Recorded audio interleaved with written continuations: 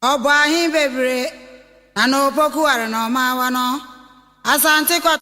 is Lisa, and Lisa is... I am Kwesi's ex-wife. What do you want to happen to Kwesi? I want Kwesi to be behind bars. You and me both, girl. Hello and welcome to another day in paradise, and welcome to another edition of the Unapologetic Negropian. In today's video, a couple of weeks ago, I made a video and it was all about the way I felt about Shauntay White and about how she has sort of transformed into this heroine type character in some movie.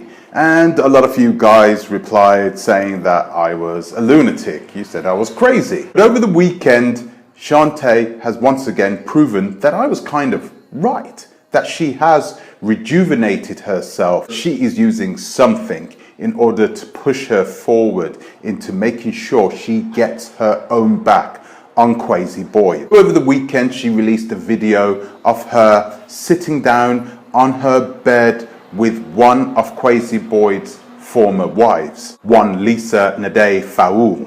In a rather short video, she told everything of what it was like to be one of Kwesi Boyd's wives. You heard her at the beginning of this video. She wants him in prison. For me, this video is technically brilliant. It is extremely articulate in the way she has performed inside it. We're going to go over that. We're going to go over the strategy of this video, because when I watched this video and when I saw the post, the picture on her community page, when I saw her face, the way it looked, she just looked like there was nothing there to be taken.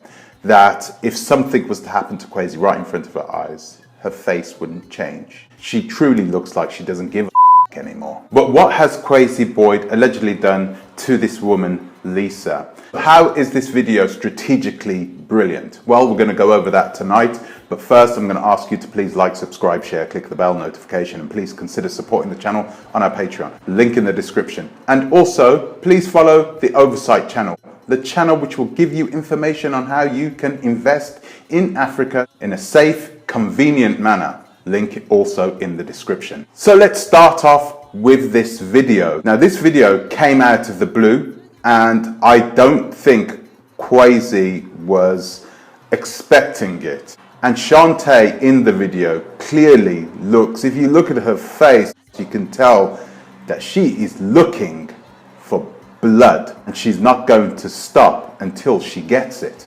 So we're going to go over this video, and I'm going to give you my opinion on the things, what she says, and we'll break it down, we'll analyze it a bit, so I can show you that I was telling the truth a couple of weeks ago. Shauntay is on it. She is totally committed into getting some redemption for what Kwesi Boyd did to her. So we're not going to spend a lot of time on this video, but we're going to take a listen to little snippets, little women important parts of it, and then we can take it from there. Take a listen to this.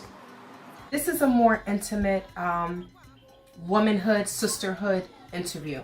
You know, a lot of things are out there being said about women, but we are here to set the record straight. You can tell that Shauntay right here is speaking to women, specifically black women, and she wants those people on her side, and it doesn't matter whether they are continental Africans or African American women. She is in a position of strength because she can now tell people about a story of a Gambian girl who was abused by Kwesi Boyd.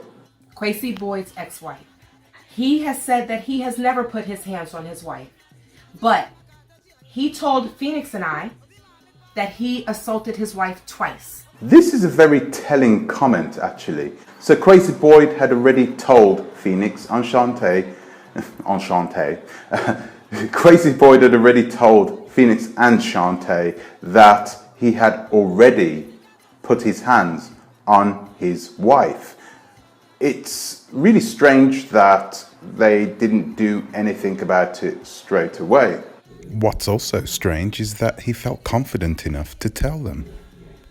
Maybe they didn't really understand what was happening, especially if it happened right in the beginning. And another thing, I can't understand why Kwesi Boyd would want to tell him something like that in the first place. It's really strange. I mean, even if you have a good working relationship with someone, you don't normally go around telling those people that you have put your hands on your wife. And we're going to pull ourselves out of this nonsense that we are in. We know who created this, and now they can go on and live their lives, and we have to suffer with the repercussions of us not loving each other. Right there, she talks about the rest of the people who have also been burnt by Kwesi Boyd and Art Cathy. So once again, she's trying to drum up the soldiers here. She's trying to get certain groups together. So she has already targeted all the women. Now she's targeting those people who have been scammed by Kwesi Boyd and Art Cathy. And not supporting each other and fighting each other for no reason and scamming each other. That's not what Pan-Africanism is about. That's not what African people should be about. Once again, she's talking about the Pan-Africanists. So those people who truly believed in Pan-Africanism, she is talking to you in this case. This is not what Pan-Africanism is all about. Kwesi Boyd is a self-professed Pan-Africanist. So he is part of that clique, and those people who are truly Pan-Africanists will not like those types of things happening to women in the Pan-African community. There is something which is troubling about this lady. Take a listen to her voice. Listen very carefully. Is Kwesi still your husband? No. Has he ever assaulted you? Yes, he did. He strangled me. The first assault, he punched me on my face. It was a horrible thing. I wanted to, and then strangle me. That's all he does always, and threatening me to kill me, because he always tell me, ask my first wife in the U.S. I almost killed him. I almost killed her. So he's clearly trying to manipulate. He's trying to control her by saying, hey, listen, I will do this and that and the other to you. I've already done something like that to my wife back in the United States of America. So he's trying to really bring fear into her, and he's tried to control her using that fear. Now, that isn't what bothers me about, well, it does bother me, but it's not the main thing that bothers me about what she's saying. It's the way she's saying it. It's her voice. She sounds really young. She sounds really young now, and she has 2 children with him. So I have a feeling that this girl was a very young woman when she first got with Kwesi Boyd.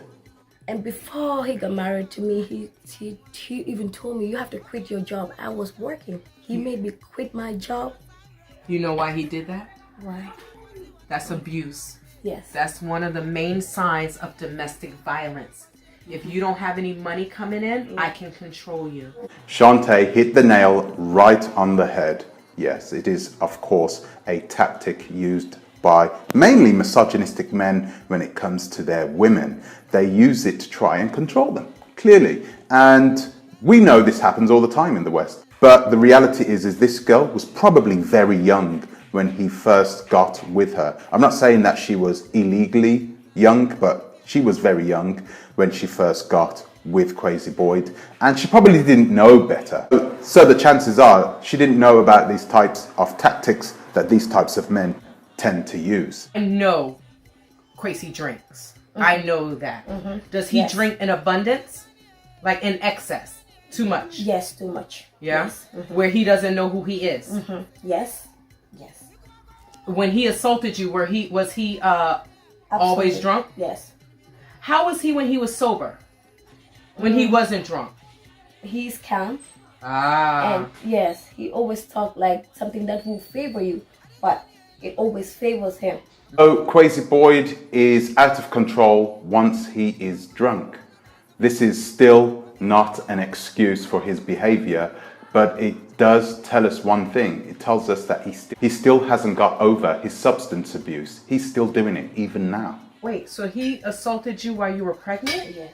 He beat me up, choked me, punched me many times on the face, and tell me, I'm going to kill you if you get out of my way. When I was 4 months gone pregnant. That there is going to hurt Kwesi Boyd. No one is going to want to know this man. No one who has any decency will want to know this man if this turns out to be true, that he had put his hands on his pregnant wife while she was 4 months pregnant.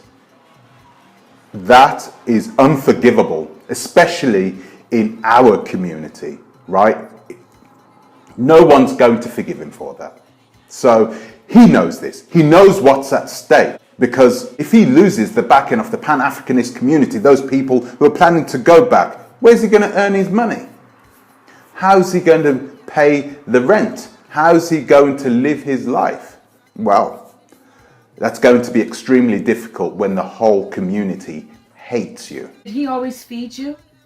Not always. Sometimes we starve. I try to be strong for my children. What kind of a man doesn't feed his wife and his children? I mean, think about it. You got a wife, you're married, you have made a promise, not just to her, but to the children and to Allah. If you are a true Muslim, you have made a promise to the Almighty. Forget about the humans. What about Allah? You have made that promise. If he and she has also made that same promise, she's not going to lie about it. She has no reason to lie. Why would she lie for? So there is strong evidence to believe that she is telling the truth about this. Have you been to the police? Yes, I went to the police. Which police? Times. Like a police station Nearby or? their house in Bruce.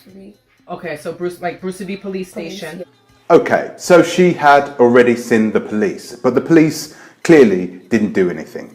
There is a problem in communities where there are lots of Muslim, self-confessed Muslim men. And the problem is this: when you have Muslim men in a Muslim society, in a largely Muslim society, you have a problem with women getting fair treatment at places like at the police station. A woman could scream at the top of her lungs that she's being victimized by her husband. If it's her husband, the police aren't going to do anything, especially if the police are also Muslim men as well. So you are a practicing Muslim, yes? Would you say that he is a practicing Muslim? No. So he's just using Islam to Yes, have multiple wives? Yes. We always pretend like he's Muslim and everything. We wear the kufa, we wear beads, the praying beads and everything, but he's not. So he's just acting. Now, we've been over this already. We already know that Kwesi Boyd is not a practicing Muslim. In reality, this is an extremely dangerous thing to do, because if you have made a promise to Allah, if you have made a promise to Allah, right, it's not Allah who's going to do something. It's the community that will do something on Allah's behalf. And that is the way it works with them. It's a very bad situation for Kwesi Boyd to believe in. But the reality is, if he doesn't believe in Allah, if he doesn't believe in the religion in reality, which it doesn't sound like he does, because he wasn't praying every single day, he was probably just going to the mosque on a Friday like everybody else does, and perhaps not even doing that, you don't know. But if this is the case and she's telling the truth about this, Kwesi Boyd is going to be in a lot of trouble also with the Muslim community. That's another group of people that Shauntay has corralled together now. You know, that's misogynistic behavior. He uses women for sex. He uses women to take money. He uses women to just marry, but he has no respect for women. None. I don't know what type of mindset he has, if he's just trying to create this harem, you know, but real talk, if you make children, bruh, you need to take care of them. It's absolutely brilliant the way they do it. The way she gets her face zoomed in, you know, when she's making the point, because she knows she's talking to Kwesi Boyd and she wants to look at him right into his eye. It's awesome the way she does that, because You know, it's putting the jitters in him. When we went to the court, they asked him, he came with another wife, the tall one, and they asked him whether you can take, how much you can give your children allowance monthly. He said 5,000 each of them. And that's 10,000. Have you seen a penny of that money? No, not yet. He said online that he made millions of dollars. We're gonna come after that money, bruh. You made it, we coming after it, okay? That is nuts. It's almost as if she's toying with him. She is going to put everything together. And I have a feeling that Shauntay White is on this every single day. Okay? She is on it. This is her work. Her work is getting Kwesi Boyd. End of the story. A Gambian man cannot come to America and start assaulting American women. Brothers and sisters, we cannot let this American man come to the Gambia and beat your Gambian sister. I know that y'all are not happy about that. Boom!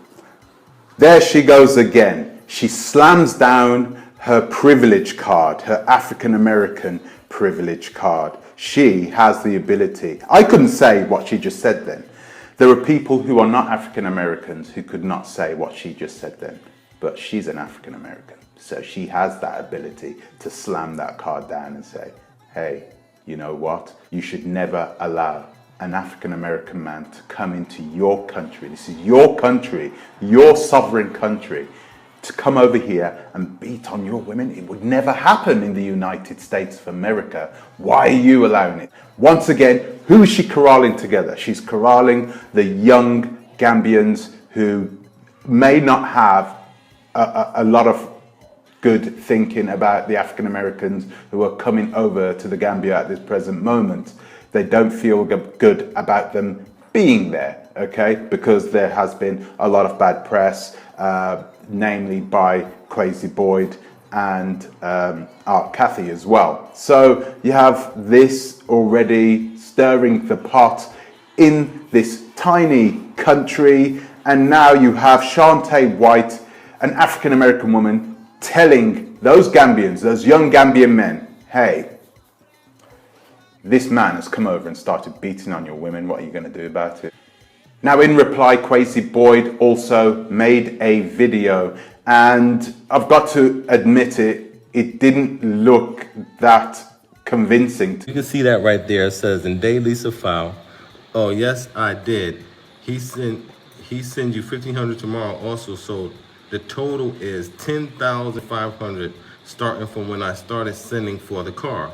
He didn't look that confident, and he showed us a very bad picture, a video of his communications with his ex-wife. The screen, you could barely see it. It was in the form of an email. It looked like it had been edited itself as well. It didn't look really convincing, and it wasn't good for Kwesi Boyd to put that out. Let's just say I'm a man and I have people telling the whole world that I am an abuser and I'm an alcoholic, that I hit pregnant women. If I have somebody saying all these things about me, I'm going to make sure I'm going to put onto my video absolute proof that she is lying. And he couldn't even get around to doing that. This is a big problem because all he did in those two videos was talk. He still believes that people are going to take his word for it, even now, which is unbelievable. Guys, we shouldn't be surprised. This is the way some people work. He needs to do more to try and convince people that he is telling the truth. He cannot show us screenshots because people are just not going to believe him. There is too much overwhelming evidence to suggest that Kwesi Boyd is not a person that anybody wants to deal with at this present moment. So guys, what do you think? Do you think Kwesi Boyd should be afraid of Shauntay White? Do you think that Kwesi Boyd should be afraid of what's going to happen in court? Who do you think was behind the filming? Do you think Blacksit was behind it? Let me know in the comment section below. It'd be really good to hear your opinions on this. So guys, that's all I've got time for today. I'd like to thank you for watching. Thank you for subscribing. I'd like to give an extra special thank you to my Patreons, and I'll see you in the next one. Until the next time, please think twice. Ta-ra a bit.